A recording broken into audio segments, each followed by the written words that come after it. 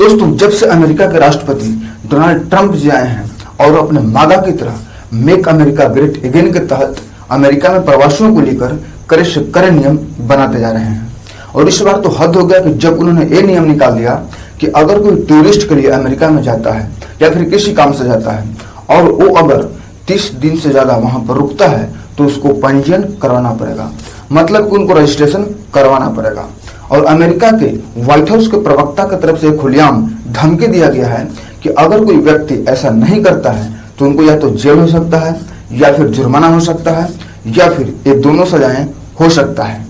America के department of homeland security की तरफ से ये बात भी कहा गया कि अगर कोई माता पिता अगर अमेरिका में रह रहे हों और उनके बच्चे अगर उनसे मिलने जाते हैं और वो भी अगर 30 दिन से ज्यादा वहां पर रुकते हैं तो उनको भी पंजीयन करवाना पड़ेगा, मतलब कि उनको भी रजिस्ट्रेशन करवाना पड़ेगा। और उनके तरफ से ये बात भी कहा गया कि अगर कोई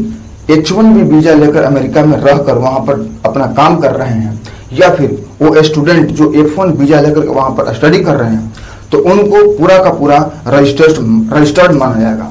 किंतु इसमें भी एक शर्त ये रखा गया है कि उनका जो आइडेंटिटी कार्ड होगा उनको 24 घंटा अपने साथ में रखना होगा। लेकिन दोस्तों, इसमें समस्या ये कर दिया गया है कि अगर H1B वीजा वाले या फिर F1 वीजा वाले अपने एड्रेस को चेंज करते हैं तो इसकी खबर 10 दिन के भीतर में उनको देना पड़ेगा। अब अगर कोई व्यक्ति H1B वीजा लेकर के वहां पर काम करने गया है तो अपने काम पर ध्यान देगा कि अमेरिका का नियम कानून पढ़ेगा। नियम कानून ऐसा होता है कि अगर एक बार बन गया तो कई सालों तक वो रहता है, लेकिन यहाँ पर क्या है, हर पल हर समय नियम कानून बदल रहे हैं और ये नियम 11 अप्रैल से प्रभावी हो चुका है। तो फिर मेरा कहना यह है कि अगर कोई H1B वीजा लेकर के वहां पर ड्यूटी कर रहा है, काम कर रहा है, या फिर कोई स्टूडेंट जो F1 वीजा के द्वारा वहां पर रह करके अपना स्टडी कर रहा है, तो अगर वो अमेरिका का रोज नियम कानून पढ़ेगा तो अपने कामों के लिए समय कहां से निकाल पाएगा। और अगर मान के चलिए कि जो H1B वीजा वाले जो वहां पर लोग हैं या फिर F1 वीजा लेकर के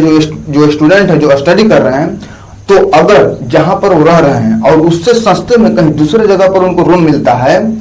और वो अपने रूम को चेंज करते हैं और इस नियम पर ध्यान नहीं दे पाते हैं और कोई कंप्लेन कर देगा तो उनको तो जेल हो सकता है या फिर बहुत बड़ी समस्या में वो फंस सकते हैं। तो अमेरिकी सरकार को पता नहीं क्या हो गया कि हर रोज नए नए तरीके से लोगों को परेशान कर रहे हैं। और मैं आप लोगों को बता दूं, आप लोगों को ये बात जानकर हैरानी होगी कि ये जो नियम है ये सेकेंड वर्ल्ड वॉर के समय आया था और पूरा नियम सेकेंड वर्ल्ड वॉर पर आधारित है। तो अभी क्या अमेरिका में वर्ल्ड वॉर चल रहा है या कौन सा देश अमेरिका पर हमला कर चुका है?